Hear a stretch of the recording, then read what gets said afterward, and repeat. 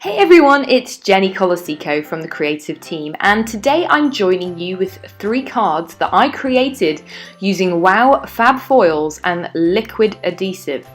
I am going to just be using liquid glue to apply my foils, and I'll show you how I did it. It's really easy. Word of warning, it's really messy. So let's get started. I'm using the gold Fab Foil today, and I'm going to be using that on all 3 cards. And I'm also using this flitter glue. It's by Indigo Blue. I didn't try this with any other liquid mediums. You could of course try it with what you've got in your stash, but I do use this glue for applying gold leaf, so I thought it would be a good one to try. I'm also using the bold alphabet from Altenew, and I've gone ahead and die cut this. I've die cut the word hope, and what you see here is 4 die cuts stacked one on top of each other to create each letter, and it creates a sort of chipboard type letter. I then also die cut it one more time, and these are the pieces I'm going to be foiling today. To apply my flitter glue, I am using for this technique a ink blending tool. I've got a new foam piece here, and I've just squirted some flitter glue onto my craft mat, and I'm soaking the ink blending tool into it, just getting it good and juicy and making sure that it's soaked in a little bit before I then start bringing the glue up from the bottom of each letter and sort of blending it on and then pouncing it on just to make sure there's enough glue on there. Just a little tip, you'll see that I apply the glue to the letter E last, but it's actually the first one I go in with my foil. And I found that the foil, you'll see here, I'm just pushing it over, rubbing it in with my finger, and then I'm also going to be using a Teflon bone folder to rub that foil in before I then lift it up. I did find that the foil didn't stick as well to the E as it did to the H, which had had a tiny little bit, no more than a minute, of drying time. So it is worth leaving the glue to go slightly tacky before starting to apply your foil.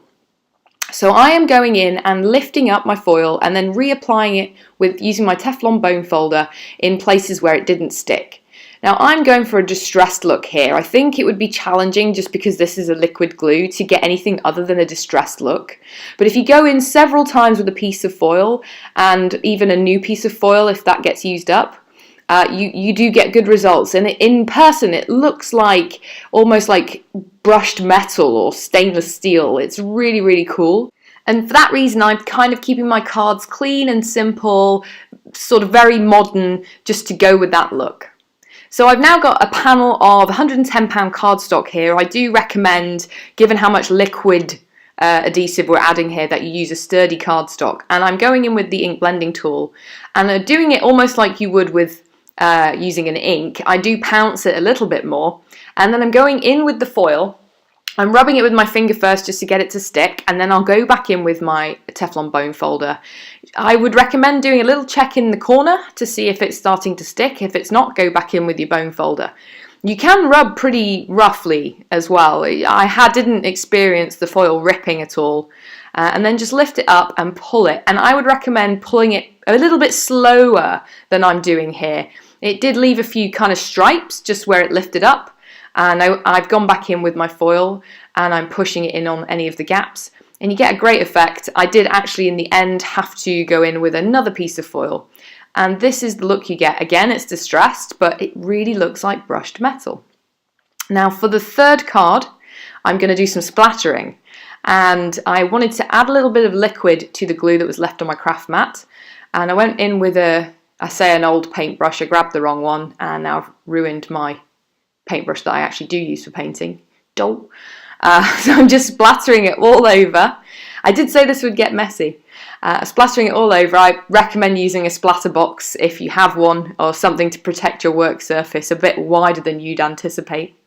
And then I left it to go a little bit tacky, about 30 seconds, and then I'm going in the same way again with my bone folder and the gold foil.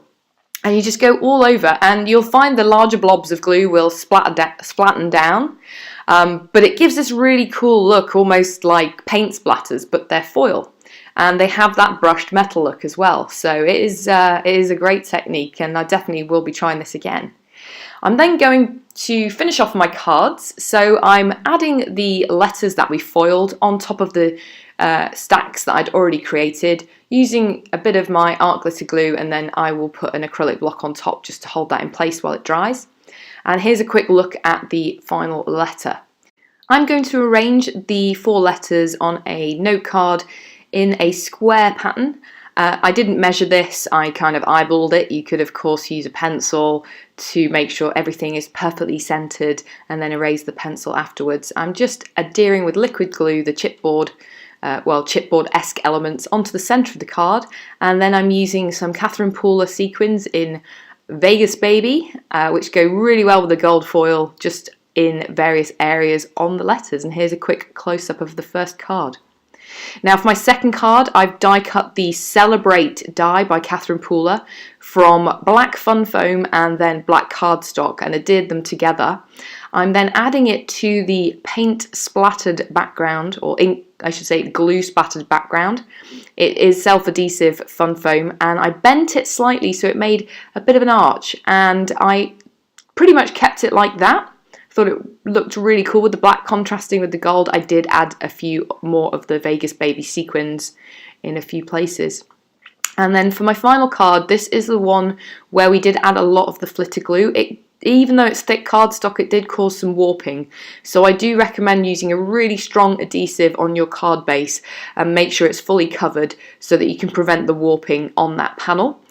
And I've die cut in the same way, the same letters, the Alter New Bold alphabet, from 4 layers of black cardstock and 1 layer of black glitter cardstock, stacked them together, and then I'm adhering them to the card. To finish off the sentiment, I'm grabbing my trusty Dymo label maker. Do you remember these? Click, click, click, click. I think I got this one on eBay. It's a super old one. I love it. I use it all the time. And I'm just trimming it down. I peeled off the backing sticker and added some foam squares to the back and popped it above the Y to finish the sentiment. And that completes the 3 cards. I hope you've enjoyed this video and it gave you some more ideas for using WOW Fab Foils. Be sure to check out the other tutorials and subscribe to the channel. Have an awesome day. Bye.